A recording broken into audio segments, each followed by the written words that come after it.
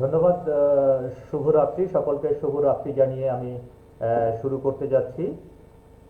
আমি দেখতে পাচ্ছি যে দুঃখিত, আমি দেখতে পাচ্ছি যে আমি প্রবেশ করতে পেরেছি।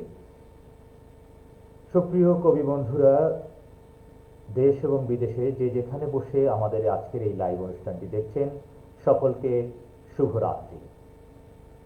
বন্ধুরা, পার্বত্য কাব্যের প্রতিটি লাইভে প্রচার করা হচ্ছে পার্বত্য কাব্যের ইউটিউব চ্যানেল পার্বত্য কাব্যের সুস্থ বিনোদন ও বাংলা সাহিত্য প্রচার ও প্রসারের স্বার্থে আপনারা পার্বত্য কাব্যের ইউটিউব চ্যানেলটি সাবস্ক্রাইব করে পাশে থাকুন। পার্বত্য কাব্যে পার্বত্য কাব্যে লাইভের আপডেট পেতে চ্যানেলটি সাবস্ক্রাইব করে বেল বাটনটি বাজিয়ে রাখুন, তাহলেই আপনারা দেখতে পাবেন পার্বত্য কাব্যের সকল অনুষ্ঠানমালা। সুপ্রিয় বন্ধুরা, সর্বপ্রথমেই যে বিষয়টি আমরা আসতে চাচ্ছি সেটি হচ্ছে, আমি ইকবাল হাসান তুহিন, বাংলাদেশ থেকে, বাংলাদেশের দক্ষিণাঞ্চল, আপনারা হয়তো জেনে থাকবেন বাংলাদেশের দক্ষিণাঞ্চল সুন্দরবন এর পাশাপাশি। সুন্দরবন বললে সকলেই চেনেন, কিন্তু সুন্দরবনটি খুলনা অঞ্চল থেকে প্রায় 40-45 কিলোমিটার দূরে। খুলনা একটি বিভাগীয় শহর এবং এই বিভাগীয় শহরের সদরেই আমার বসবাস।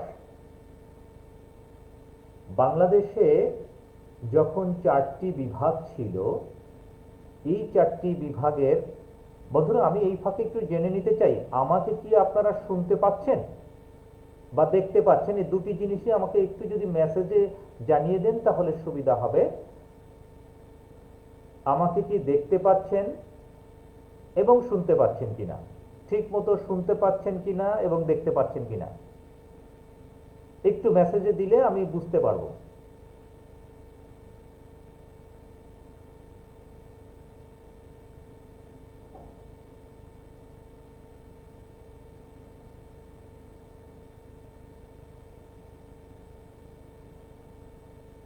পার্বত্য কাব্যের যে সমস্ত কর্মকর্তা বৃন্দ রয়েছেন তাদের দৃষ্টি আকর্ষণ করে আমি একটু জানতে চাচ্ছি যে আমাকে আপনারা শুনতে পাচ্ছেন এবং দেখতে পাচ্ছেন কিনা। শোনা এবং দেখা দুটি জিনিসই আপনারা পাচ্ছেন কিনা একটু একটু জানা দরকার। কারণ কি আমি দেখতে পাচ্ছি যে সিগন্যাল দিচ্ছে যে অলরেডি আমাদের প্রোগ্রামটি চলছে, লাইভ চলছে। যাই হোক, আমি যে প্রসঙ্গটিতে ছিলাম আমি সেই প্রসঙ্গটিতেই থেকে যেতে চাই। আমি যে যে বিষয়টি বলছিলাম, যে আমি ব্যক্তিগত জীবন নিয়ে কথা বলছিলাম। আমি ছোটবেলা থেকেই সাহিত্য সংস্কৃতির প্রতি একটু ঝোঁক ছিল এবং সেই অনুযায়ী আমি ছোটবেলা থেকেই কাজ করতাম এবং মায়ের হাত ধরেই, এবং আমার মা একজন সরকারি স্কুলের শিক্ষিকা ছিলেন এবং সর্বোপরি তিনি সরকারি স্কুলের প্রধান শিক্ষকের থেকেই অবসরে চলে যান। তো তারই উৎসাহে আমি কবিতা আবৃত্তি, বিতর্ক প্রতিযোগিতা, উপস্থিত বক্তৃতা ইত্যাদি আরও যে এবং একক অভিনয়, এই যে বিষয়গুলো ছিল, এই বিষয়গুলোতে আমি সর্বদা অংশগ্রহণ করতাম এবং অংশগ্রহণ করে আমি কোনো আমার এই মেমোরিতে আসে না যে আমি কখনো আবৃত্তি, উপস্থিত বক্তৃতা, একক অভিনয় কোনোটাতে অংশগ্রহণ করে পুরস্কার ছাড়া বাড়ি এসেছি, এটি আমার মনে পড়ে না যতদূর আমার আছে। আমি বাংলাদেশে যখন, যে কথা বলছিলাম, বাংলাদেশে যখন 4টি বিভাগ আহ, উম, আহ,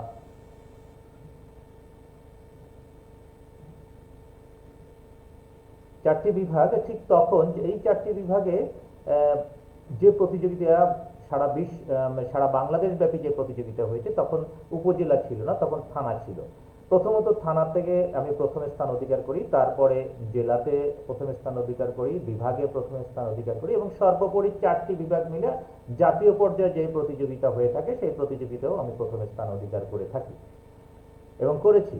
সেটি হচ্ছে 1989 সালের দিকে এটি আমি প্রতিযোগিতায় প্রথম স্থান অধিকার করি এবং জাতীয় পুরস্কার প্রাপ্ত হই। আমি আবৃত্তির পাশাপাশি অভিনয় করে থাকি এবং আমি বাংলাদেশ বেতারের একজন নিয়মিত শিল্পী এবং প্রথম শ্রেণীর শিল্পী। অভিনয়টি আমি বাংলাদেশ বেতার এবং মঞ্চ তো আমি নিয়মিতই করি মঞ্চে। এছাড়া আমি টেলিভিশনের কয়েকটি চ্যানেলে আমি অভিনয় করেছি। আমার কয়েকটি বিজ্ঞাপনও রয়েছে। ঢাকা মেট্রোপলিটনের একটি বিজ্ঞাপন রয়েছে, হেলমেটের উপর একটি বিজ্ঞাপন, তাতে আমি বাবার চরিত্রে অভিনয় করেছি। সেই বিজ্ঞাপনটি অনেকদিন বাংলাদেশ টেলিভিশন এবং বিভিন্ন চ্যানেলে প্রচারিত হয়েছে। যাই হোক, বিষয়টি হচ্ছে আমি আমার ব্যক্তিগত জীবনে আমি বিবাহিত এবং এক সন্তানের জনক। আমার স্ত্রী একটি স্কুলের প্রধান শিক্ষিকা। এই হচ্ছে, এবং আমার বাবা ছিলেন মোংলা বন্দরের একজন কর্মকর্তা। এভাবেই চলছে এবং এখন বর্তমানে অবসরপ্রাপ্ত। আমি এবার চলে যাব আমার বর্তমানে যে আবৃত্তির যে চর্চা আমি চালিয়ে যাচ্ছি, আবৃত্তি যেটি করছি, এই করোনাকালীন সময়ে যে বিষয়গুলো আপনারা ঘরে আবদ্ধ থেকে অস্থির হয়ে পড়ছেন মানুষজন, যে সময়ে বাইরে বের হওয়া আমাদের জন্য একটি কঠিন ব্যাপার, ঠিক সেই সময় আমরা সাহিত্য বলুন, সংস্কৃতি বলুন, সব চর্চাগুলোকে একটি বলবো না, 4 দেয়ালের মধ্যে বন্দি করে আমরা সারা বিশ্বকে জানান দিয়েছি। এটি কম কথা নয়, 4 দেয়ালের মধ্যে বন্দি হয়ে সারা বিশ্বকে জানান দিয়েছি। যাই হোক, অনেক কমেন্টস আসছে, যারা কমেন্টস লিখছেন সকলকে ধন্যবাদ। আমি আমার ব্যক্তি জীবন সম্পর্কে আপনাদেরকে বললাম। আপনাদের যদি কোনো জানার থাকে, বলার থাকে, আপনারা কমেন্টসে দিবেন, আমি দেখে আপনাদের সাথে সেগুলো শেয়ার করে নিব।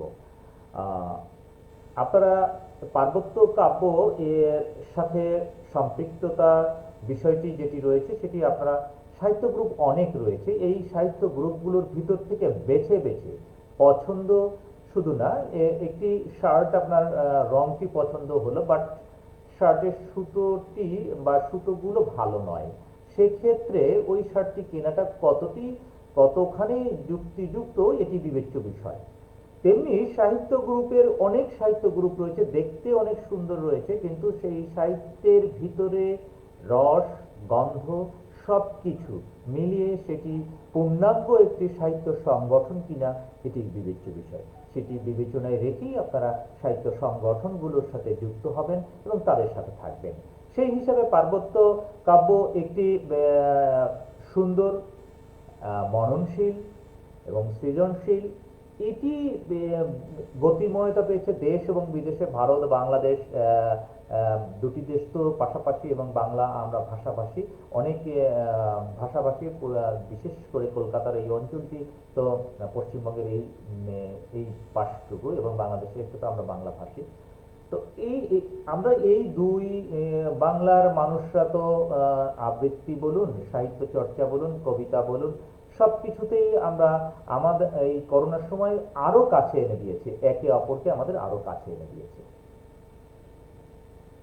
আর পার্বত্য কাব্যের যে বিষয়গুলো ভালো লাগা এবং ভালো লাগার যে বিষয়টি, কেন আমার আজকে এখানে আসা, পার্বত্য কাব্য আমন্ত্রণ জানানোর সাথে সাথেই আমি সেটিতে সাড়া কেন দিয়েছি, সেটি হচ্ছে পার্বত্য কাব্যের প্রতিষ্ঠাতা থেকে শুরু করে সাধারণ সম্পাদক এবং যারা এই অনলাইন পরিচালনা করছেন, প্রত্যেকে এত কোঅপারেটিভ যে প্রতিটি মুহূর্তে তারা যোগাযোগ রেখেছেন, কবে, কখন, কিভাবে অনুষ্ঠানটিতে। স্বাভাবিকভাবেই হয়তো আমরা অনেক ব্যস্ততার কারণে ভুলে যেতে পারি, কিন্তু সেটি তারা ভুলতে দেননি। এই যে আন্তরিকতাটুকু, এই আন্তরিকতার কারণে পার্বত্য কাব্য অনেক অনেক সংগঠনের চাইতে এগিয়ে আছে, মানুষের সাথে মানুষের ভালোবাসা তৈরি করতে পেরেছে বলে আমি মনে করি।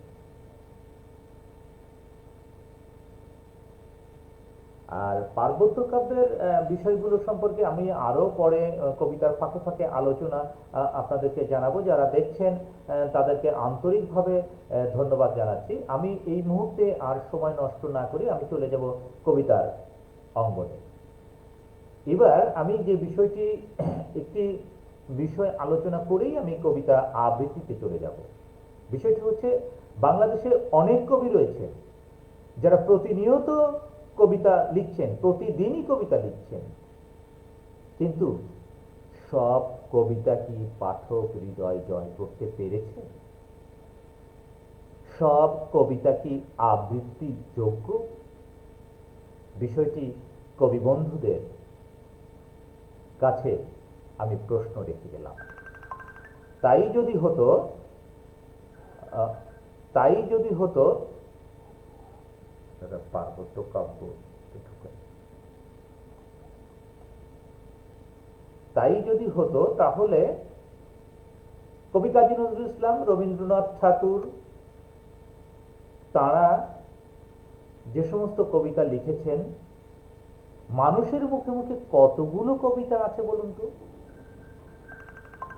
আমরা মানুষের মুখে মুখে কতগুলো কবিতা শুনতে পাই এবং কতগুলো কবিতা বিখ্যাত হয়ে উঠেছিল, অথচ কবি কাজী নজরুল ইসলাম আমাদের জাতীয় কবি, রবীন্দ্রনাথ ঠাকুর বিশ্বকবি। এই যে আমি দুজনকে দিয়ে উদাহরণ দিলাম, অনেক কবিতা বইয়ের পাতা ভরে গিয়েছে, কিন্তু সব কবিতাই কি আমরা পড়েছি, আমরা জানি?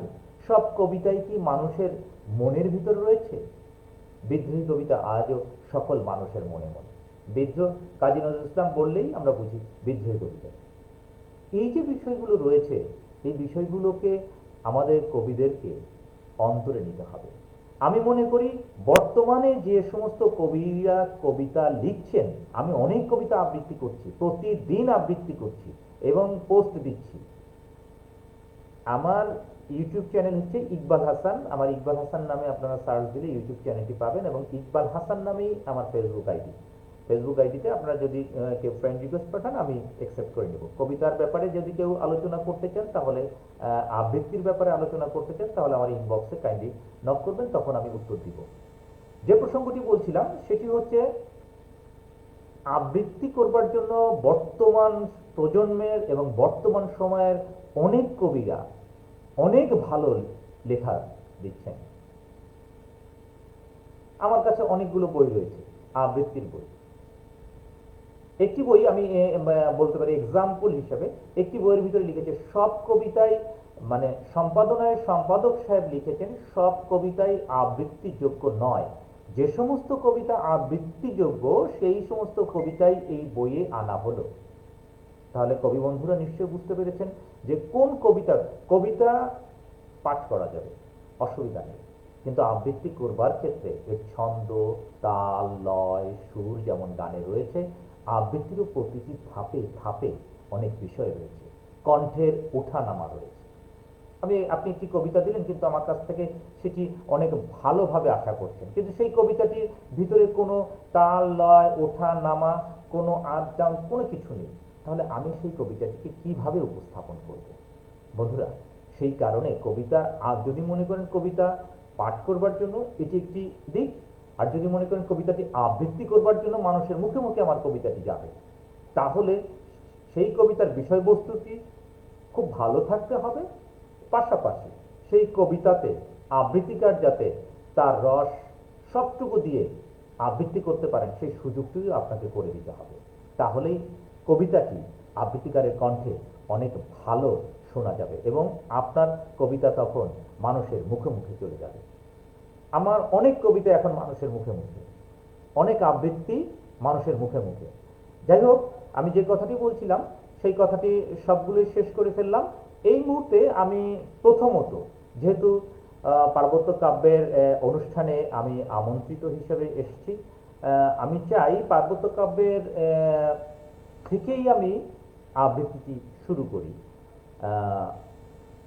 পার্বত্য কাব্যের প্রতিষ্ঠাতা সাধারণ সম্পাদক কবি রেজাউল করিম, তার একটি কবিতা কতটা স্বাধীন তুমি, এই কবিতাটা দিয়েই আমি শুরু করছি।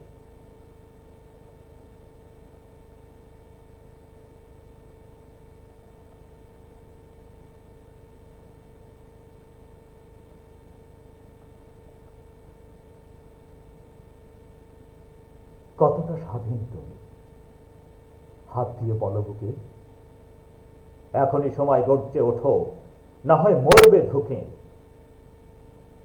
অন্যায় আবদার সয়েছ তো বেশ, বুঝেছ জ্বালা কিসে, ভেঙে ফেলো ওই বিষ দা তুমি, না হয় মরবে বিষে। তোমার পৃথিবী গড়বে তুমি, পরাধীনতা কেন, পাছে লোকে যা বলবার বলুক, আতঙ্কে ভেবো না কেন। নীরবে যত সইবে জ্বালা, ততই বসবে জেঁকে, তোমার আতঙ্ক দূর হতে পারে একবার যাও পেটে। কে আছে এমন নিজের চাইতে অপরকে বাসে ভালো, এসব ভ্রান্ত স্বপ্নের কথা মন থেকে মুছে ফেলো। কতটা স্বাধীন তুমি, হাত দিয়ে বলো বুকে। ধন্যবাদ।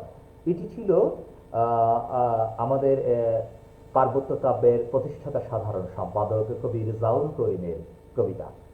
সুন্দর কবিতা কবি লিখেছেন এবং কবি কবিতার মধ্যে থেকে কিভাবে লড়তে হবে, লড়ার বিষয়টি সূক্ষ্মভাবে সকলের সামনে তুলে ধরেছেন। ধন্যবাদ কবিকে। ধন্যবাদ জানাচ্ছি আমাকে পার্বত্য কাব্যের যারা এখানে আমন্ত্রণ জানিয়েছেন কর্মকর্তাবৃন্দ সকলকেই আমার পক্ষ থেকে ধন্যবাদ জানাচ্ছি। আমি এইবারে চলে যাব আমাদের বিশ্বকবি রবীন্দ্রনাথ ঠাকুরের কবিতা। আমি সবটুকু পড়তে পারবো না এই মুহূর্তে। রবীন্দ্রনাথ ঠাকুরের কবিতা দেবতার গ্রাস। এটি অনেকে অনেক আবৃত্তিকার আবৃত্তি করেছেন দেবতার গ্রাস কবিতাটি। আমি চেষ্টা করব, আমি ভালো আবৃত্তি করি কিনা আমি জানি না, বিবেচ্য বিষয় আপনাদের কাছে, তবে আমি চেষ্টা করে যাচ্ছি আপনাদের কাছে ভালো কিছু উপহার দেবার জন্য। আজ আপনারা থাকবেন আমার সাথে শেষ পর্যন্ত, তাহলেই কবিতার আবৃত্তির ভিতরে যখন আপনারা ঢুকে যাবেন দেখবেন কবিতা ভালো লাগছে। এক ফাঁকে আমি একটু কমেন্টসগুলো একটু চোখ বুলিয়ে নিই। দিলু রকিবা লিখেছেন শুভকামনা, ধন্যবাদ কবি আপু। আমাদের বাংলাদেশের মহিলা কবিদের অন্যতম একজন কবি দিলু রকিবা, আমার শ্রদ্ধা আপুর প্রতি। সুপ্রিয়া রাজকুমার শুভেচ্ছা একরাশ, ধন্যবাদ আপু। রাব্বানি সরকার অনেক অনেক ফুলের মালা দিয়ে বরণ করে নিলেন, ধন্যবাদ কবি আপনাকে। শ্রাবন্তী বড়ুয়া শুভেচ্ছা রইল, আপনার প্রতিও শুভেচ্ছা রইল। রব্বানি সরকার আবারও লিখেছেন বর্ণিল জীবন আপনার, ধন্যবাদ আপনাকে। সানোয়ার আহমেদ সোনালী জীবন আপনার কবি, ধন্যবাদ।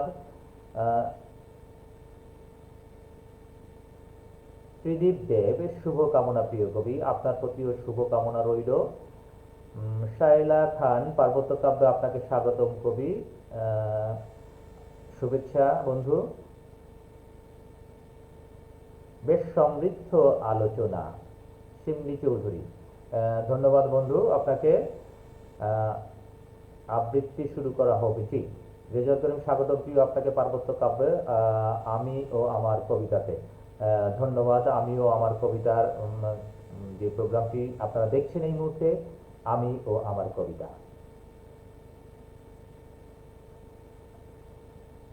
তো যাই হোক, দিলু রকিব আবার লিখেছেন এই সময়ের একজন সফল বাচিক শিল্পী, নাট্যকার, অভিনেতা, সক্রিয় ছোট ভাই ইকবাল হাসান তুহিন, তোমাকে আন্তরিক শুভেচ্ছা ও ভালোবাসা। আপু আপনার প্রতিও এত রাত থেকে আপনি যে আমার এই অনুষ্ঠানটি দেখছেন এই জন্য আপনাকে অত্যন্ত শ্রদ্ধা করে আমি স্মরণ করছি এবং সেই সাথে পার্বত্য কাব্যের পক্ষ থেকে আপনাকে ধন্যবাদ জ্ঞাপন করছি। আনু মাঝি লিখেছেন স্বাগতম বন্ধু, বন্ধু আপনাকেও শুভেচ্ছা।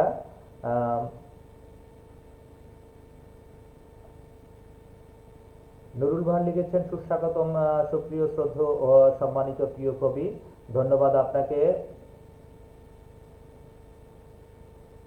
মাসকাতুন নাহার লিখেছেন চমৎকার কবিতা ও আবৃত্তি খুব ভালো লাগলো, কবি না বাচিক শিল্পী দিলু রকিবা, ধন্যবাদ। অসাধারণ অসাধারণ লিখেছেন মাসকাতুন নাহার। জি, আমি এবার রবীন্দ্রনাথ ঠাকুরের দেবতা, আমি পরে আবার পড়ব, রবীন্দ্রনাথ ঠাকুরের দেবতার গ্রাস কবিতা থেকে আবৃত্তি করছি। গ্রামে গ্রামে সেই বার্তা রটি গেল ক্রমে, মৈত্র মহাশয় যাবে সাগর সঙ্গমে, তীর্থ স্নান লাগে, সঙ্গী দলে গেল জুটি, কত বালবৃদ্ধ নর নারী, নৌকা দুটি প্রস্তুত হইল ঘাটে, পূর্ণ লোভাতুর মোক্ষদা কহিল আসি, হে দাদা ঠাকুর আমি তব হব সাথী, বিধবা যুবতী দুখানি করুণ আঁখি, মানে না যুকতি কেবল মিনতি করে, অনুরোধ তার এড়ানো কঠিন বড়, স্থান কোথার, মৈত্র কহিলেন তাহে, পায়ে ধরি তব, বিধবা কহিল কাঁদি, স্থান করি লব কোনো মতে এক ধারে, ভিজে গেল মন, তবু দ্বিধা ভরে তারে সুধালো ব্রাহ্মণ, নাবালক ছেলেটিরে কি করিবে তবে, উত্তরে করিল নারী, রাখাল সে রবে আপন মাসির কাছে, তার জন্ম পরে বহুদিন ভুগিছিনু সুতিকার জ্বরে, বাঁচিব ছিল না আশা, অন্নদা তখন আপন শিশুর সাথে দিয়ে তারে স্তন, মানুষ করেছে যত্নে, সেই হতে ছেলে মাসির আদরে আছে মার কোল ফেলে, দুরন্ত মানে না কারে, করিলে শাসন, মাসি আসি অশ্রু জলে ভরিয়া নয়ন, কোলে তারে টেনে লয়, সে থাকিবে সুখে মার চেয়ে আপনার মাসিমার বুকে। সম্মত হইল বিপ্র, মোক্ষদা সত্তর, প্রস্তুত হইল বাধি জিনিসপত্তর, প্রণমিয়া গুরুজনে সখী দল বলে, ভাসাইয়া বিদায়ের শোকশ্রু জলে, ঘাটে আসি দেখে সেথা আগে ভাগে ছুটি রাখাল বসিয়া আছে, তরি পরে উঠি নিশ্চিন্ত নীরবে, তুই হেথা কেন ওরে, মা শুধালো, সে কহিল যাইব সাগরে, যাইবি সাগরে, আরে ওরে দস্যু ছেলে নেমে আয়, পুনরায় দৃঢ় চক্ষু মেলে সে কহিল দুইটি কথা, যাইব সাগরে, যত তার বাহু ধরে টানাটানি করে রহিল সে তরুণী আকুরি, অবশেষে ব্রাহ্মণ করুণ স্নেহে কহিলেন হেসে, থাক থাক সঙ্গে যাক, মা রাগিয়া বলে চল করে দিয়ে আসি সাগরের জলে, যেমনই সে কথা গেল আপনার কানে, অমনি মায়ের বক্ষ অনুতাপ বানে বিধিয়া কাঁদিয়া ওঠে, মদিয়া নয়ন নারায়ণ নারায়ণ করিল স্মরণ, পুত্রে নিল কোলে তুলি, তার সর্বদেহে করুণ কল্যাণ হস্ত বুলাইল স্নেহে, মৈত্র তারে ডাকি ধীরে চুপি চুপি কয়, ছি ছি ছি এমন কথা বলিবার নয়। রাখাল যাইবে সাথে, স্থির হলো কথা, অন্নদা লোকের মুখে শুনি সে বারতা, ছুটিয়া আসে বলে বাছা কোথা যাবি ওরে, রাখাল কহিল হাসি, চলিনু সাগরে, আবার ফিরিব মাসি, পাগলের প্রায় অন্নদা কহিল ডাকি, ঠাকুর মশাই বড় যে দুরন্ত ছেলে রাখাল আমার, কে তাহারে সামালিবে, জন্ম হতে তার মাসি ছেড়ে বেশিক্ষণ থাকেনি কোথাও, কোথায় এড়ে নিয়ে যাবে, ফিরে দিয়ে যাও। রাখাল কহিল মাসি যাইব সাগরে, আবার ফিরিব আমি, বিপ্র স্নেহ ভরে কহিলেন, যতক্ষণ আমি আছি ভাই তোমার রাখাল রাগে কোনো ভয় নাই, এখন শীতের দিন, শান্ত নদী নদ, অনেক যাত্রীর মেলা, পথের বিপদ কিছু নাই, যাতায়াতে 2 মাস কাল, তোমারে ফিরাইয়ে দিব তোমার রাখাল। শুভক্ষণে দুর্গাশ্বরী নৌকা দিল ছাড়ি, দাঁড়ায়ে রহিল ঘাটে যতগুলো নারী, অশ্রু চোখে হেমন্তের প্রভাত শিশিরী, ছল ছল করে গ্রাম চুন্নি নদী তীরে, ছল ছল করে, ছল ছল করে।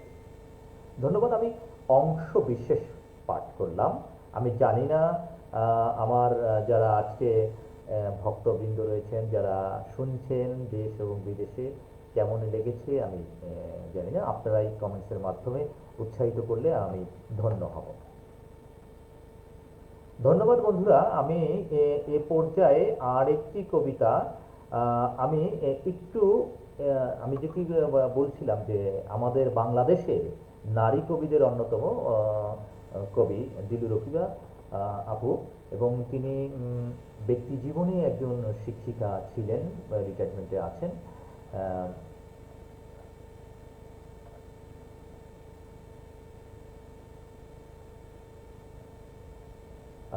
রেজাউল করিম বিশ্বাস লিখেছেন প্রাণবন্ত অনুষ্ঠান। শাইলা খান লিখেছেন অসাধারণ কণ্ঠস্বর। ধন্যবাদ বন্ধু। সুচিতা গায়েন লিখেছেন, রওশন চামিলি লিখেছেন অসাধারণ আবৃত্তি তুহিন ভাই। সুচিতা গান চৌধুরী লিখেছেন বাহ বাহ সুন্দর পরিবেশনা, দারুণ মুগ্ধতা। দিলু রকিবা আপা সালাম জানবেন। বিশিষ্ট বাচিক শিল্পী ইকবাল হাসান তুহিন ভাইকে পার্বত্য কাব্য লাইভে স্বাগতম। আনু মাঝি ভাই লিখেছেন খুব ভালো লেগেছে শুনতে, শিমলি চৌধুরী। ধন্যবাদ আপু, সকলকে ধন্যবাদ। আমি এই পর্যায়ে অনেক মন্তব্যগুলো পড়ে নিলাম, এবং আমরা আবারও বলছি যে আপনারা পার্বত্য কাব্যের আজকের এই লাইভ অনুষ্ঠানে কবি এবং কবিতার সাথে থাকুন, তাহলে কবিরা উৎসাহিত হবেন তাদের কবিতা শুনে।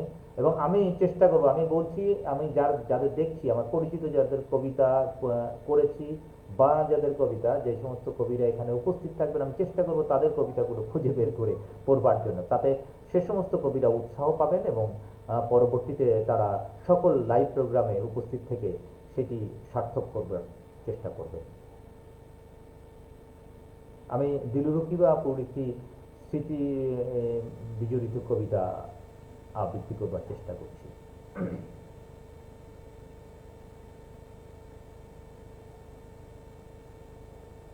আজ তোমাকে মনে পড়ছে, খুব মনে পড়ছে, একা একা লাগছে খুব নিজেকে। আজ তোমাকে মনে পড়ছে, খুব মনে পড়ছে, একা একা লাগছে ভীষণ। কত কথা মনে পড়ছে জানো, আজ একটি কথা খুব মনে পড়ছে। সেই শিমুলতলায় বৈশাখী মেলায় তোমার কেনা সেই হাত পাখাটা ঘরের দেয়ালে ঝুলছে আজ। আজ তোমাকে খুব খুব মনে পড়ছে জানো। সেই যে গ্রামের বাড়িতে কোরবানি ঈদের ছুটিতে এক সকালে তুমি বলেছিলে গোস্ত আর রুচি হয় না, আতপ চালের জাউ আর লাল মরিচের সাথে শুটকি ভর্তা আজ খুব মন চাইছে। আমি নিজ হাতে তোমার জন্য রান্না করেছিলাম আতপ চালের জাউ আর শুটকি ভর্তা। গরম জাউ জুড়িয়ে খাওয়ার জন্য সেই হাত পাখাটা নিয়ে তোমার পাশে বসেছিলাম। তুমি যখন বলছিলে এই তো গ্রাম বাংলার কিষাণী বধূ, এখন যদি একটা ক্যামেরা থাকতো এই ছবিটা স্মৃতি হিসেবে রেখে দিতাম। আজও আমার হৃদয়ের মধ্যে স্মৃতি হিসেবে সেই ছবি আছে চির অম্লান হয়ে। আজ সেই স্মৃতির কথাই মনে পড়ছে, তোমাকে মনে পড়ছে, ভীষণ ভাবে মনে পড়ছে। সন্ধ্যা মালতী ভরা জ্যোৎস্নায় গায়ের আলপথ দিয়ে দুজনে হাঁটতাম, আর কত স্বপ্ন দেখতাম, কত কথা বলতাম। আজ সেই সব কথা মনে পড়ছে, তোমাকে মনে পড়ছে। একাকিত্ব জীবন আর ভালো লাগে না।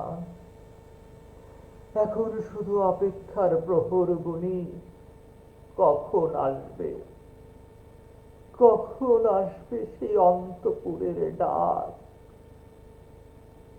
আমি শুধু তাকিয়ে আছি, তুমি যে পথ দিয়ে চলে গেছো সেই পথ পানে। আমি আসছি, আমি আসছি তোমার কাছে। একা লাগছে, ভীষণ একা লাগছে। আজ আমি ভীষণ রকম একা। তোমাকে ছাড়া এই বেঁচে থাকাটা অহেতুক মনে হয়। তোমার কথা খুব মনে পড়ছে, খুব খুব মনে পড়ছে। ধন্যবাদ। আমার বিশ্বাস এই কবিতাটি কবির জীবনের একটি অংশ, এবং কবি যখন কবিতাটা আমার কাছে আবৃত্তির জন্য পাঠিয়েছিলেন তিনি বলেছিলেন যে এটি তার জীবনের একটি অংশ। আমি চেষ্টা করেছি কবিতাটি কবির চাহিদা মোতাবেক করবার জন্য। এটি আপনারা কবির ইউটিউবে, আমার ইউটিউব চ্যানেলের মধ্যেই পাবেন। নিলয় চৌধুরী লিখেছেন, দিলু আপু অপেক্ষায় আছি আবার তোমার হাতের একটা চাটি মাথায় নেবার। ধন্যবাদ নিলয় চৌধুরী আপনাকে এবং দিলু রকিবাকে। এক নস্টালজিক স্মৃতিময় কাব্য, সত্য ঘটনা অবলম্বনে সৃষ্টি আমার, এটা তোমার কণ্ঠে প্রাণ পেল। ধন্যবাদ আপু, আপনার মতো কবির কবিতা আমার কণ্ঠে ধারণ করতে পেরে আমিও ধন্য। হৃদয়স্পর্শী কবিতা ও আবৃত্তিকারের আবৃত্তি। সুচিত্রা গান চৌধুরী লিখেছেন, ধন্যবাদ কবি আপনাকে। রওশন চামেলি তুহিন ভাইয়ের আবৃত্তি ও হৃদয় ছুঁয়ে গেল। দিলু রকিবা আপু লিখেছেন, হ্যাঁ হ্যাঁ নিলয়, এক আকাশ ভালোবাসা তোমার জন্য। ধন্যবাদ ভাই, বোনের ভালোবাসার বিনিময় হলো আজকের এই পদ্য কাব্যের কবি ও কবিতা লাইভ অনুষ্ঠানে। আমরাও আনন্দিত।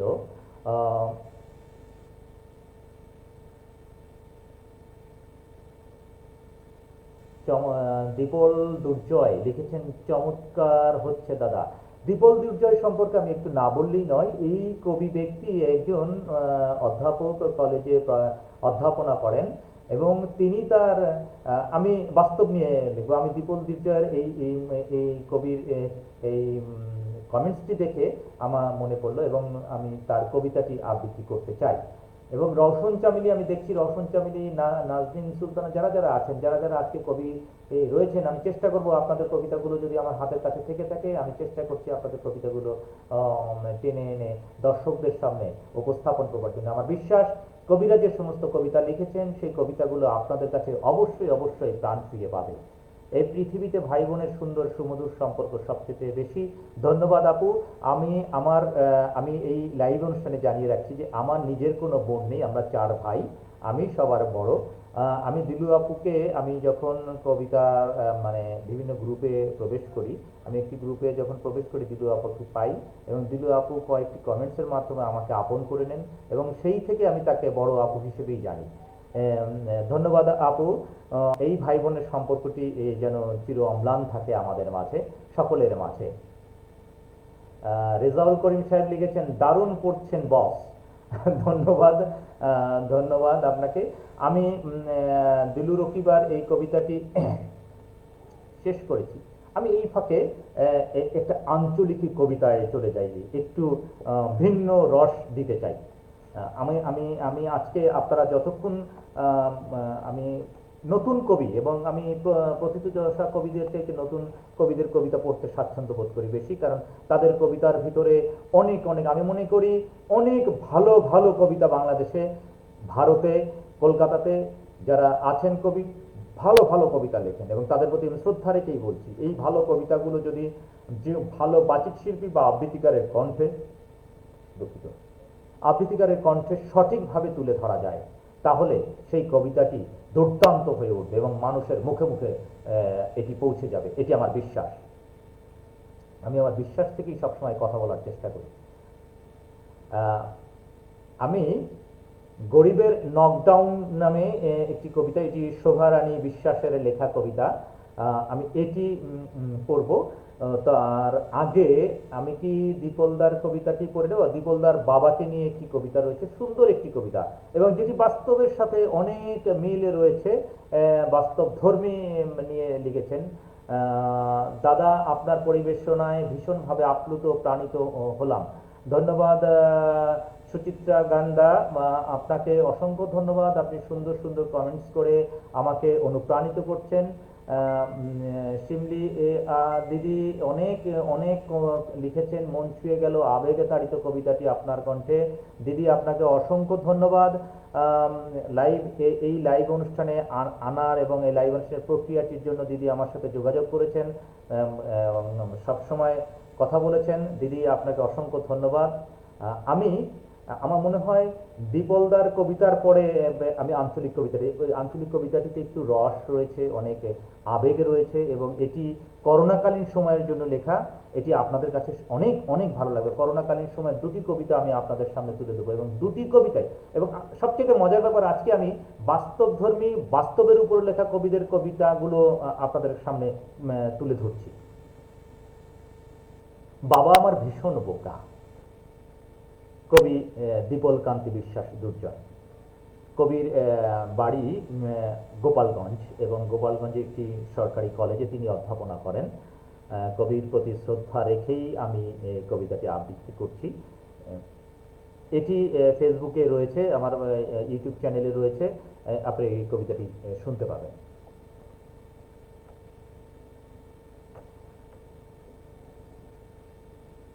জানেন জয়গোপাল দা, বাবাটা আমার ভীষণ বোকা। সারাক্ষণই সে ভাবে আমি এখনো রয়ে গেছি তার সেই ছোট্ট খোকা। কিছুই বুঝি না, কিছুই পারি না।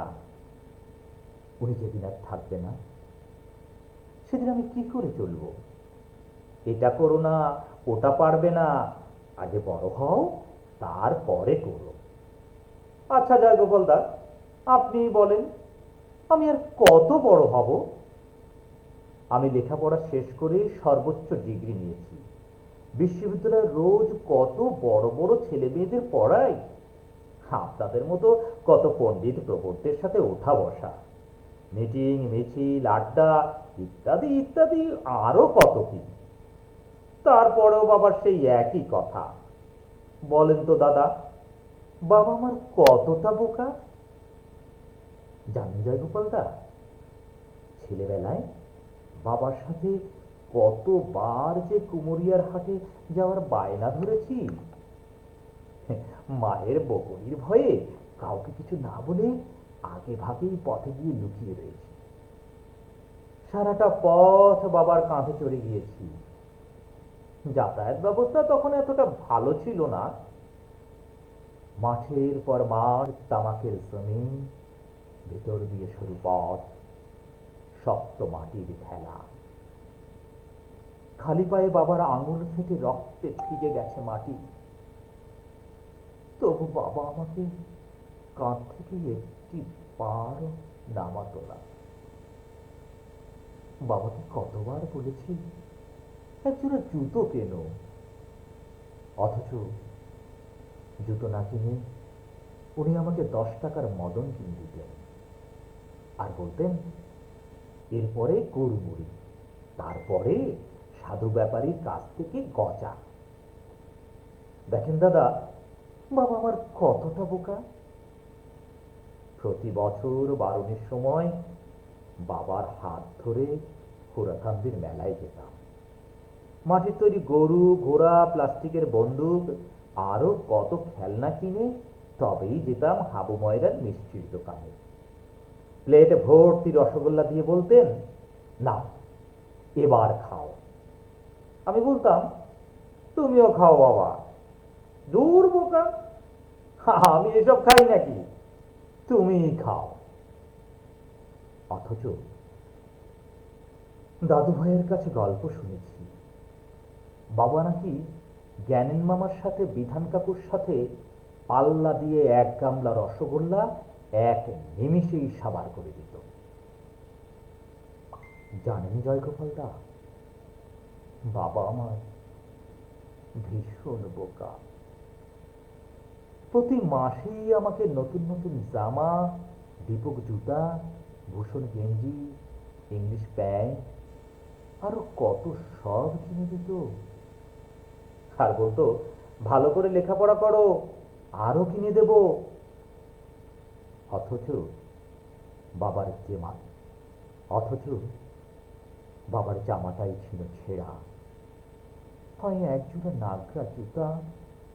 বছরের পর বছর সেলাই দিতে দিতে সুভাষমুচি ক্লান্ত হয়ে বলতেন, আমি আর ওতে সেলাই দিতে পারবো না, বরং কম দামের ভিতর হলেও একজোড়া স্যান্ডেল কিনে নাও এবার। অথচ বাবা ওটাকে আবার ঘষে মেজে নিজে নিজেই সেলাই দিয়ে পড়তেন। বুঝলেন দাদা, বাবা আমার ভীষণ বোকা। বাবার এখন জামা, জুতা, স্যুট প্যান্টের অভাব নেই। এখন অভাব তার একটাই, তার খোকার জন্য। খোকা যে তার পাশে বসে কত দিন খায় না। খাওয়ার সময় খোকার পাতে বড় মাছের পিসটা উঠায় দেওয়া হয় না। অথচ বাবার পাতের মাছ পাওয়ার জন্য কাকুলির সাথে ঝগড়া লেগেই থাকতো। এখন আর দুই ভাই বোনের মধ্যে ঝগড়া হয় না, একসাথে খাওয়া হয় না। কবে আসবে তার খোকা? কেবল পথ চেয়ে থাকা। প্রতিবার বাড়ি এসে যখনই বাবাকে একটা শার্ট অথবা একটা প্যান্ট দিয়ে প্রণাম করি, বাবা বলে, তুমি দেখছি দিন দিন বোকা হয়ে যাচ্ছ, এত সব দামি দামি জামা প্যান্ট কেনো, টাকা পয়সার বুঝি কোনো দাম নেই তোমার কাছে? অথচ মায়ের জন্য শাড়ি, ছেলে মেয়ের জন্য গাড়ি, অন্যদের জন্য খেলনা সামগ্রী কিনলে বাবার মুখটা বেজায় লাগে হাসা। বুঝলেন দাদা, বাবারা হয় যেন আসলেই ভীষণ বোকা। জানেন গোপালদা, বাবার সাথে এখনো নৌকায় উঠতে বলে, বইছাটা আমার কাছে দাও, নৌকা চালাতে তুমি পারো নাকি? ধমক দিয়ে আমি তখন বলি, তুমি বসো তো, দেখো পারি কিনা। দেখো দেখি ছেলেটার কাণ্ড, এত বড় নৌকো। দিন দিন হচ্ছে তুমি কত বোকা। বৈঠা চালাই আর মনে মনে ভাবি, সত্যি বাবা, আমিও এখন তোমার মতো বোকা হয়ে গেছি। কারণ আমিও যে তোমার মতো বাবা হয়ে গেছি। বাবারা যে ভীষণ বোকা হয়, ভীষণ বোকা, তা আমিও বুঝে গেছি বাবা। বাবারা ভীষণ বোকা হয়। ধন্যবাদ কবি দীপল কান্তি দুর্জয়, দীপল কান্তি বিশ্বাস দুর্জয়, আপনাকে ধন্যবাদ। বাবাকে নিয়ে অসম্ভব সুন্দর একটি কবিতা, দাদা আপনার কণ্ঠে এবং আবৃত্তি চমৎকার। ধন্যবাদ দীপল দা। এই পৃথিবীতে এরপরে লিখেছেন নুরুল বাহার, প্রতিটি কবিতা আবৃত্তি মন ভরে যায়। নুরুল বাহার ভাই ধন্যবাদ আপনাকে। আলী ভাই আজ কোথায়? আলী ভাইকে খুঁজছি আমরা। হ্যাঁ দিদি, আলী ভাই, শিবলি দিদি লিখেছেন, আলী ভাই কোথায়? আলী ভাই আপনি যেখানেই থাকুন আমাদের সাথে যোগাযোগ করুন। কৃতজ্ঞতা দাদামণি। আমজাদ হোসেন, খালি সাদা একটি সাপের ছাও ভুগছে, নেটের বিশ্বাস হয় না, আমি একজন কবি। ধন্যবাদ দাদা। আমজাদ ভাই, আপনি একজন কবি, আমি বিশ্বাস করতে চাই, এবং সময় সুযোগ বুঝে, এবং আমার কাছে যদি আপনি কবিতা পাঠিয়ে থাকেন বা থাকতেন, তাহলে আমি চেষ্টা করতাম আজ আপনার এই অনুষ্ঠানে, পার্বত্য কাব্যের এই লাইভ অনুষ্ঠানে আপনার কবিতা পাঠ করবার জন্য। নুরুল বাহার লিখেছেন আবারও চমৎকার আবৃত্তি হচ্ছে প্রিয় কবি, সাবলীল সুন্দর বাচন ভঙ্গিতে মুগ্ধতা অশেষ, প্রিয় আবৃত্তিকার দাদা। সুচিত্রা গাইন আবার লিখেছেন, কবিতার কথাগুলো অসাধারণ। রওশন চামেলি বলেছেন, বিন বাজান কবি। আমি রিপ্লাইং দিয়েছেন শাইলা খান, ধন্যবাদ।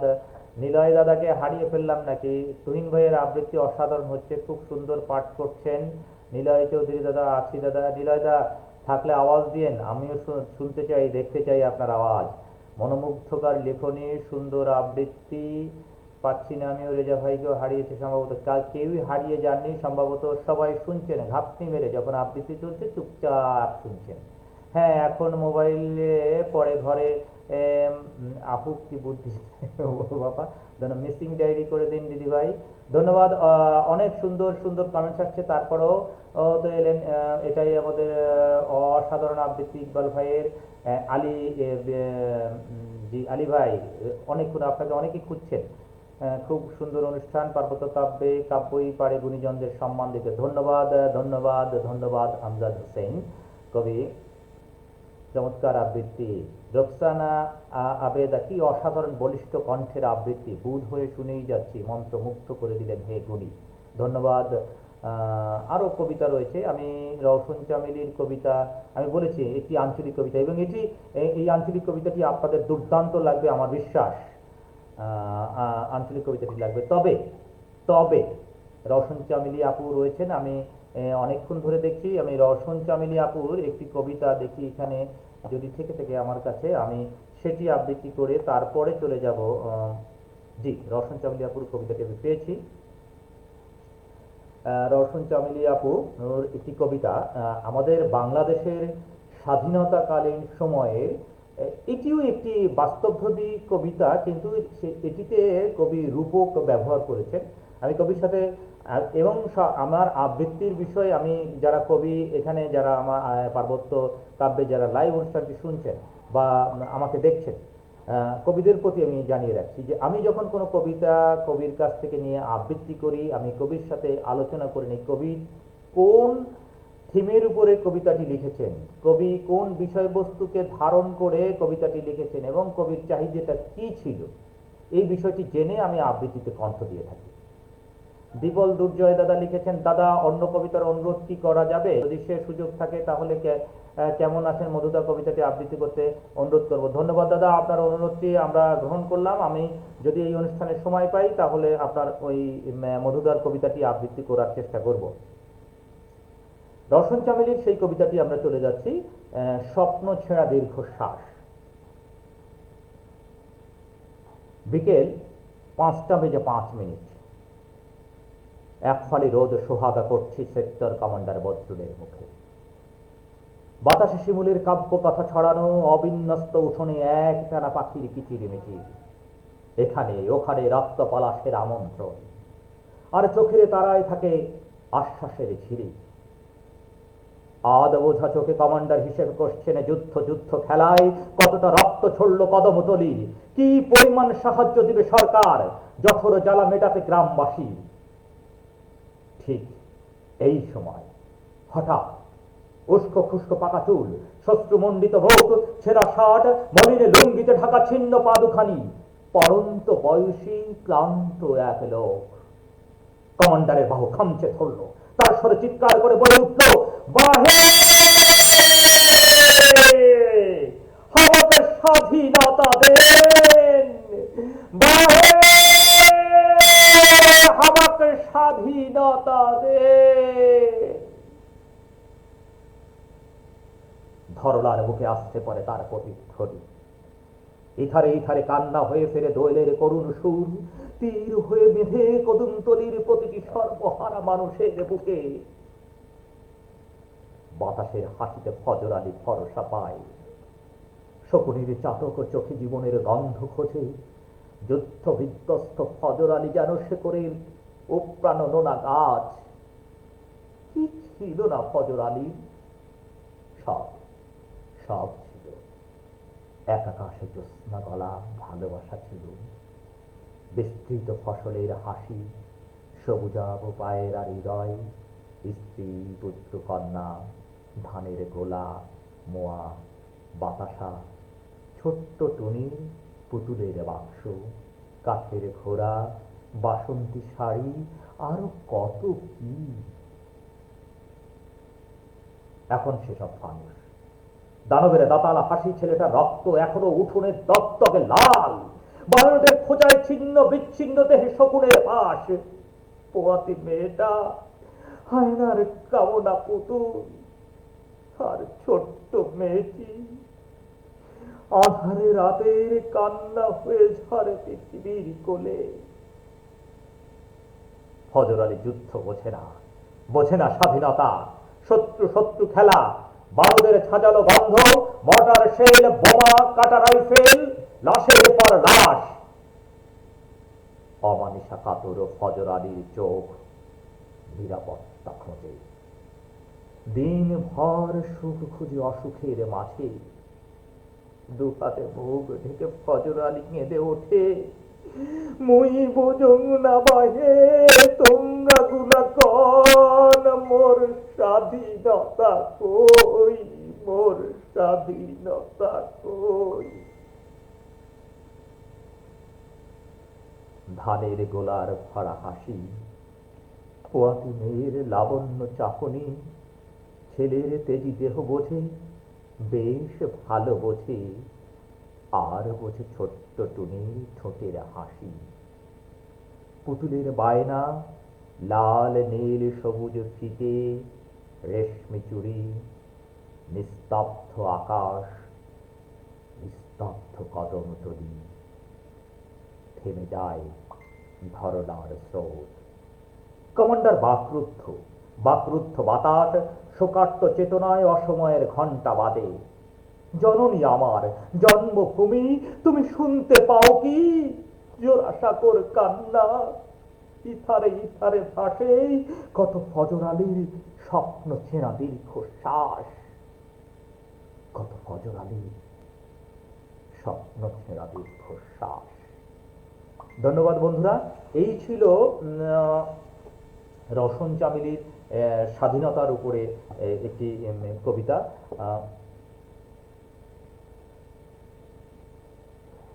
সত্যি দুর্দান্ত প্রকাশভঙ্গিতে লোমহর্ষক আবৃত্তি হচ্ছে। ধন্যবাদ কবিকে, ধন্যবাদ আলী ভাই, ধন্যবাদ জানাই কবিকে, কবির এত সুন্দর একটি কবিতা উপহার দেওয়ার জন্য। রওশন চামেলি আপু আমাদের সাথে লাইভেই আছেন, দেখতে পাচ্ছেন। আমি অনুরোধ করব পার্বত্য কাব্যের যারা কর্ণধার রয়েছেন, যারা রয়েছেন, আমার এই আবৃত্তি এবং যিনি কবিতাটি লিখেছেন রওশন চামেলিকে ধন্যবাদ জ্ঞাপন করবার জন্য। নিলয় চৌধুরী দাদা লিখেছেন, এটাই আবৃত্তি, প্রতিটি শব্দ বুকে জায়গা করে নিচ্ছে। ধন্যবাদ দাদা, কৃতজ্ঞতা প্রকাশ করছি আমার আবৃত্তি আপনার ভালো লাগবার জন্য। শাইলা আপু, নুরুল বাহার, কবি শিমলি দিদি ভাই, কবি নিলয় চৌধুরী আবার হারালেন না, নিলয়দা তো লিখছেন, হারায়নি। হালকা শীত গলায় খুসখুসে কাশি, তারপরও লাইভ অনুষ্ঠানে। প্রকাশ বিশ্বাস, আমার প্রকাশদা সত্যি বড় ভালোবাসি। প্রকাশদা আমি বিশ্বাস করি, আমি আন্তরিকভাবে আপনাকে ধন্যবাদ জানাচ্ছি। হালকা শীতে বসে আপনি এই লাইভ অনুষ্ঠান দেখছেন, এবং আমি বিশ্বাস করি আমার যত শ্রোতা রয়েছেন এই মুহূর্তে এই লাইভ অনুষ্ঠানে প্রত্যেকেই প্রতিটি কবিতা, যে কবিতাটি শুনবেন সেটি মনে হবে যে এটির শেষে কি আছে, এটির শেষে কি আছে। আমি সেইভাবেই এই কবিতা আপনাদের সামনে উপস্থাপন করবার চেষ্টা করছি। নিলয়দা আবারও লিখেছেন, অসাধারণ বাচিক। ধন্যবাদ দাদা। আমি এবার চলে যাই সেই গরিবের নকডাউন। আমি করজোড়ে আপনাদের কাছে মিনতি করছি, এই কবিতাটি করবার সময় কারো চোখে যদি জল আসে, আমার আবৃত্তি সার্থক, কবির কবিতা লেখা সার্থক। এবং এরপরে আরো দুটি কবিতা আমি আবৃত্তিতে নিয়ে আসব, যেটি আমি জানিয়ে রাখছি এই মুহূর্তে দর্শক যারা রয়েছেন, ভারতের একটি সত্য ঘটনাকে অবলম্বন করে একটি কবিতা রয়েছে। কবিতাটি হচ্ছে, আমি কবিতাটির নাম বলে রাখি, সন্দেশ। আপনারা জানেন ইউটিউবে এটি প্রচুর ভাবে রয়েছে এবং ভাইরাল হয়েছে। সেটি হচ্ছে, সন্তান তার বাবার গালে থাপ্পড় মেরেছে, বাবা একটি মিষ্টি চুরি করে খেয়েছিল। এটি আমি আশা করব এই কবিতাটি না শোনা পর্যন্ত আপনারা কেউই এখান থেকে যাবেন না। এই কবিতাটি দুর্দান্ত একটি কবিতা। এই কবিতাটি এটি যেমন ভাইরাল হয়েছে, গালে মানে কবিতার নাম হচ্ছে সন্দেশ ও বাবার গালে থাপ্পড়। কবিতাটি ভাইরাল না হলেও আমি আশা করছি এই অনুষ্ঠানের মাধ্যমে প্রত্যেকেই কবিতাটি ভাইরাল করবার চেষ্টা করবেন। আমার ইউটিউবে রয়েছে কবিতাটি। আপনারা ভারতে মানে যে ঘটনাটি ঘটেছে এর জন্য শাস্তি হয়েছে সেই সন্তানের, শাস্তি হবার পরে এই পিতাই আবার বলেছেন আমার সন্তানকে যদি না ছাড়া হয় আমি তাহলে অনশন করব। এই হচ্ছে পিতৃত্ব। তো আমরা আশা করছি কবিতাটি না শোনা পর্যন্ত কেউ অবস্থান ত্যাগ করবেন না। নাজিম লিখেছেন খুব সুন্দর আবৃত্তি। ধন্যবাদ ভাইয়া, থাকুন আমাদের সাথে। ঈশ্বর প্রদত্ত কণ্ঠ আপনার দাদা, বাংলাদেশের একজন প্রথম শ্রেণীর একজন আবৃত্তিকার। ধন্যবাদ বিপুল দাদা, আপনার প্রতি অসম্ভব কৃতজ্ঞতা, আপনার অঞ্চলের প্রতি কৃতজ্ঞতা, আপনার অঞ্চলের মানুষদের প্রতি আমি কৃতজ্ঞতা প্রকাশ করছি। এই কারণের জন্য আপনার অঞ্চলের মানুষদের অসম্ভব রকমের ভালোবাসা আমি পেয়েছি আপনার মাধ্যমে। এবং আমি ওই যে কথাটি বলেছিলাম যে আরেকজন কবি শেখ বেনজির আহমেদের লেখা কবিতা সন্দেশ ও বাবার গালে থাপ্পড়, এই কবিতাটি এই অঞ্চলের মানুষ এবং এদের কবিতা, এবং আমি আশ্চর্য হয়ে যাই এত সুন্দর সুন্দর কবিতা তারা লিখছেন এবং দিচ্ছেন। আমি আশা করছি যারা এখানে আছেন তারাও শুনবেন। তাদের অসংখ্য সুন্দর সুন্দর কবিতা রয়েছে। আমার ইনবক্সে যদি থাকতো আমি অবশ্যই সেগুলো আজকে আপনাদের সামনে তুলে ধরবার চেষ্টা করতাম। সত্যিই আপনার জাদুমাখা আবৃত্তি শুনে স্তব্ধ হয়ে গেলাম। অপূর্ব সুন্দর আবৃত্তি। আলী ভাই অসংখ্য ধন্যবাদ। এবার শুনুন সেই আরেকটি কাঙ্ক্ষিত কবিতা, গরিবের নকডাউন। গরিব মানুষ লকডাউনের সময় কিভাবে দিন যাপন করছে, তাদের দিনাতিপাত কিভাবে হচ্ছে কবিতার মাধ্যমে শুনুন। আপনারা শুনেছেন এতদিন গানে গানে, আজকে শুনুন ইকবাল হাসান তুহিনের কণ্ঠে আবৃত্তির মাধ্যমে শোভারানী বিশ্বাসের লেখা কবিতাটি। স্যার, ও স্যার, আমি নগেন, ওই সামনের গ্রামের উত্তর পাড়ায় খাই, হক বলে আমার নগা কইয়ে ডাকে। এখন দিনের বেলায় বার হইতে, আজকে পেটের টানে বার হইছি। নকডাউন না কি জানে চলতেছে, মানুষদের বলে ঘরে থাকতে হবে। আমাকে কি ঘরে থাকলি চলে স্যার? 7টা পেট আমার চালাতে হয়। ওই মুখগুলো যখন চোহের উপর ফাইসে ওঠে তখন আর ঘরে থাকতে পারিনি। একটু ফ্যান ফ্যান নিয়ে বাড়াইছিলাম। আমি বলে লকডাউন মানি নেই, তাই আবার ধরে নিয়ে এসে আপনার লোকগুলো আমার মারতি মারতি পিঠটা দিয়ে দিতে দেন স্যার, দেন। বাপে মরে যাওয়ার সময় ভ্যান ক্যান রাখিয়ে গেছিল, তাই চালাই দিনে 50 টাকা, কোনোদিন 60 টাকাও পাই। তাই দিয়ে চাল নুন তেল নিয়ে বাড়তি যাই। বউ মুরগির ডিম বেশি কয়টা পয়সা পায়, সব দিক আমার হাতে ধরে দেয়। যেদিন যা কপালে জোটে তাই যে নুন তেল খাইয়ে তাই। না বারোয় পারি রে স্যার, না বারোয় পারি রে। পেটে খিদে লাগে, বারোলে পুলিশ মারে। দেন পিটছেন, একবার দেখেন স্যার, মার কাতি কাতি করা পড়েছে, তাও বারোই। ওই পেটগুলো আমার ঘরে থাকতে দেয় না, যখন আমার মারে আমার ব্যথা লাগে, বড্ড ব্যথা লাগে স্যার। 200 জল টপ টপয়ে পড়ে, কিছু খবর বাড়িতে যখন বাড়ির মুখ গুলানের প্যাডের ছবি 200 কোনায় বাইসে ওঠে, গার ব্যথা মনে থাকে না স্যার, গার ব্যথা মনে থাকে না, গার ব্যথা মনে থাকে না। কাল সকালে মেম্বারের বাড়ি দিলাম, কটা চাইল আনতি, তিনারে বলে চাল দিচ্ছে, কটা চালের জন্য কত কলা পায়ে ধরলাম, তাও দিল না। কলসে তিরান বলে শুরু হয়ে গেছে, আমার কুড়ের মতো খেদাই দিল। ওই যে সেদিনকের কথা, ভোট চাতে এসে কত কথা কলো, সুই দুই বলে আমাদের পাশে থাকতে স্যার। দুঃখের কথা কার কাছে কব, আপনারা সরকারি চাকরি হারে মাসটা গেলে তো মাইনেটা ঠিকই পাবেন, আমরা আমরা কেমন চলবো স্যার, ভ্যানটা চালাই পেটের দায়িত্ব, এখনো মৌগা পয়সা রয়েছে, চাল নেব তাই রানবি, চাওয়াল মাইয়ে বুড়ো মাডা তাকে মুহে দিয়ে চাইয়ে বাইরে বারতি হয় স্যার, বাইরে বারতি হয়, বাইরে বাইরে পুলিশের ভয়, ঘরে খিদের ভয়, আমি আমি কনে যাবো স্যার, আমি কনে যাবো,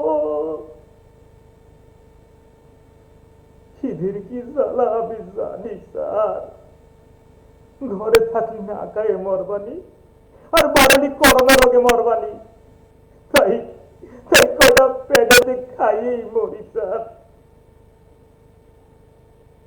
এখন আমাদের ভ্যানে মানুষেরা উঠতে চায় না, মোটর লাগানি ফ্যান রিক্সায় ওঠে, তো 30 টাকা পাইছি, আরো 20 টাকা হলি আজকের মতো চলবে না, মেলা বেলা হইছে স্যার, দরকার হলে আমার খানিকটা আরো মারেন, তাও সাইরে দেন, তাও সাইরে দেন, মেলা গুলো খিদে পেট আমার পথ চাইয়ে আছে,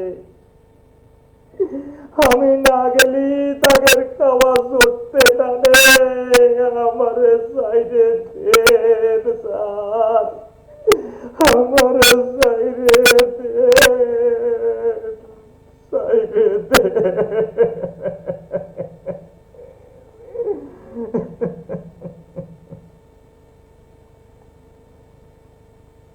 নগেন যখন কেঁদে কেঁদে আমার পা ধরে বলছিল,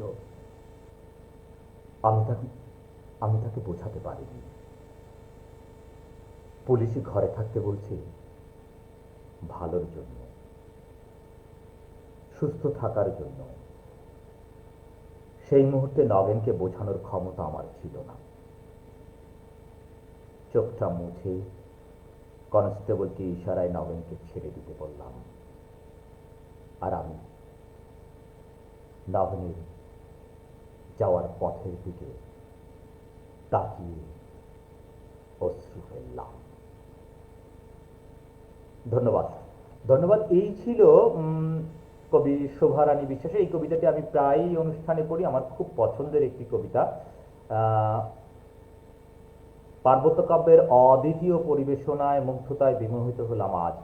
ধন্যবাদ সুচিত্রা গায়েন চৌধুরী লিখেছেন, আপনাকে অসংখ্য ধন্যবাদ। আমি আমার কাছে আরও কবিতা রয়েছে, কিন্তু আমি এই মুহূর্তে অত সময় দিতে পারছি না, 1 ঘন্টা ইতিমধ্যে অতিবাহিত হয়ে চলে যাচ্ছে।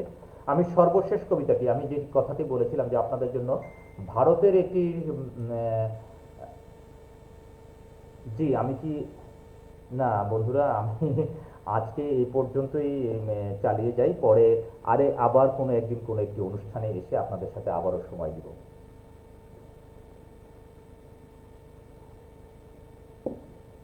আমি সর্বশেষ কবিতাটি আপনাদের জন্য নিয়ে এসেছি।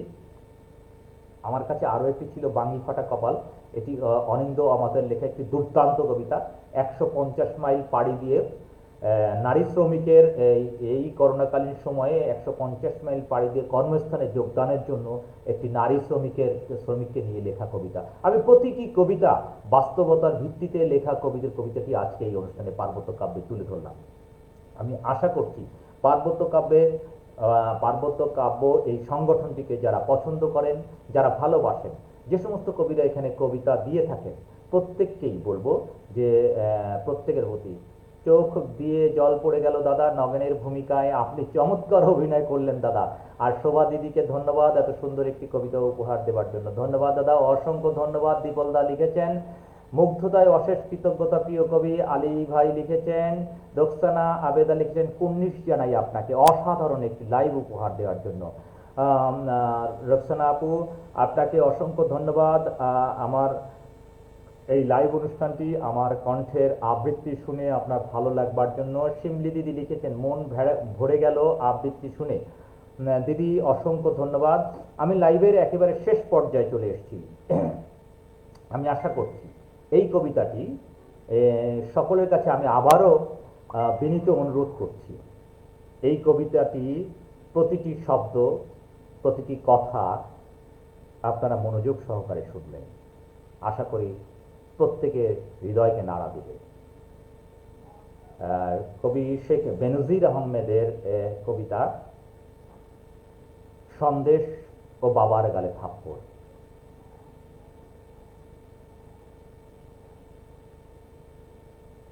বেশ ভালো একটি অনুষ্ঠান উপহার দেওয়ার জন্য অনেক অনেক ধন্যবাদ আপনাকে। বাসিক, আবার দেখা হবে সাহিত্যের নতুন কোনো আসরে। খুব খুব ভালো থাকবেন। শুভরাত্রি। নিলয় চৌধুরী লিখেছেন। জি নিলয়দা, আপনি আমাদের সাথে থাকুন এবং শেষ কবিতাটি আবৃত্তি শুনুন। আমি আশা করছি এটি আপনাদের জন্য আরো ভালো লাগবে। আপনাদের আমন্ত্রণ আমি আবারও গ্রহণ করব। আপনাদের ডাক পেলে অবশ্যই আমি আপনাদের সাথে পাশে থাকব এবং আপনাদের এই পার্বত্য কাব্যে যে সমস্ত কবি বৃন্দ রয়েছেন তাদের প্রতি শ্রদ্ধা রেখেই বলছি, প্রত্যেক কবি প্রয়োজন বোধে আমার সাথে আমার টাইমলাইনে যোগাযোগ রাখতে পারেন। ইকবাল হাসান, IQBAL, ইকবাল হাসান, HASAN হাসান, এটি আমার টাইমলাইন এবং ইউটিউবের একই নামেই দুটি চলে। আপনারা এটিতে দেখতে পাবেন এবং আমার কবিতাও শুনতে পাবেন। ধন্যবাদ সকলকে এবং ধন্যবাদ জানাই। এই সাথে আমরা চলে যাই সর্বশেষ কবিতাতে। তিনটি সন্দেশ কিনে ফিরলেন প্রদীপ বাবু। নিজেরা তিনজন খাবে, বাবা মাকে দেয় না কবু। তিনটি সন্দেশ একটি মোড়কে, দেয় যে তাহা মদনের মাকে। যতন করে তুলে রাখো শিখে, নাস্তাটা না হয় সেরে নিব সকালের এদিকে। হঠাৎ সকালবেলা চিৎকার করে বলা, শোনো মদনের বাবা, তোমার মিষ্টি একটা হয়েছে হাওয়া। মিষ্টি খুঁজিতে বউয়ের কথায় বাবাকে দেয় ধাওয়া। বৃদ্ধ তার বৃদ্ধা স্ত্রীর কাছে মিষ্টি হাতে বসা। স্ত্রী তার কতদিন বিছানাতে, কাটে শীত গ্রীষ্ম বর্ষা। মা একটু এলোমেলো কথা বলে বলে মাকে বেঁধে রেখেছে লোহার শিকলে। গত রাতে বৃদ্ধ তার স্ত্রীকে দেখে কাঁদছে অঝরে। জানো ওরা কত ভালো ভালো খায়, দেয় না তোমারে। তুমিও তো ভালো কিছু খাও না কত দিন ধরে। তোমার জন্য একটা সন্দেশ এনেছি চুরি করে, খাবে তুমি? খাও না মজা করে। এখানে কেউ নেই রান্না করে, তুমি খাও। আমি চেয়ে চেয়ে দেখি, জোড়াক আমার সজল নয়ন আঁখি। প্রদীপের ভয়ঙ্কর চিৎকারে বৃদ্ধা মা মিষ্টি তার মুখ থেকে বের করে। সেই মিষ্টি হাতে বৃদ্ধ বাবা পালালো পায়খানাতে। রক্ষা পেল না বাবা প্রদীপের থাবা থেকে। পাঞ্জাবির কলার ধরে টেনে আনে সজোরে, মিষ্টি কোথায়? তোর কাছে গেল কি করে? নিজে খেলি আবার মাকে দিলি কেন? তোকে আজ মেরে ফেলবো যেন। এই বলে চড় থাপ্পড় সমান তলে পড়তে থাকে চাপা ভাঙা দুই গালে। দুর্বল বাবা পারে না নড়িতে, পারে না ছুটিতে, নীরবে পারে কেবল চোখের পানি ফেলিতে। বারবার বলে মাকে, দিলি কেন? কি করে বুঝাবো সে কথা? সে যে আমার পরাণ। মনে মনে তাকে আমি কত ভালোবাসি, তার দোষ দেব না, সে যে আমার প্রেয়সী। মার বাবা, যত পারিস মার আমায়, তোর দোষ না, এটা লিখেছে আমার বিধাতায়। তোরা তোর মাকে বলিস না। শুনেছ বৌমা, তুমি দেখেছ, আর যেন কেউ দেখে না। সে যদি শোনে, মরিবে দুঃখে আত্মহননে, সাথী হারা হব আমি, থাকিব কেমনে। দরজার দাঁড়িয়ে বৌমা দেখছে মজা করে, প্রদীপ সন্তোষ চিত্তে মেরেছে বাবারে, বারে বারে। বুড়ো বয়সে প্রেম করো, মারে সন্দেশ দিয়ে। মাকে শিকলে দিয়েছি, তোকেও বাঁধিব শিকলে। বৃদ্ধ মনে মনে বলে, হাত পা বাঁধিবে শিকলে, মন বাঁধিবে কোন জটা কলে। আমি আমি মরিতে চাই, বাঁচিতে চাই না ধরা দামে, আমি মরিতে চাই। ব্যথা সহিতে পারি, ছেলের কাছে অপমান সহিব কেমনে, আমি মরিতে চাই। ছেলের কাছে অপমান সহিব কেমনে, বাঁচিতে চাই না আমি এই ধরা দামে, এই ধরা দামে। ধন্যবাদ কবি বন্ধুরা। এটি ছিল আমার পার্বত্য কাব্যের কবি ও কবিতার আসরের সর্বশেষ কবিতা। এটি একটি হৃদয় নিংড়ানো কবিতা।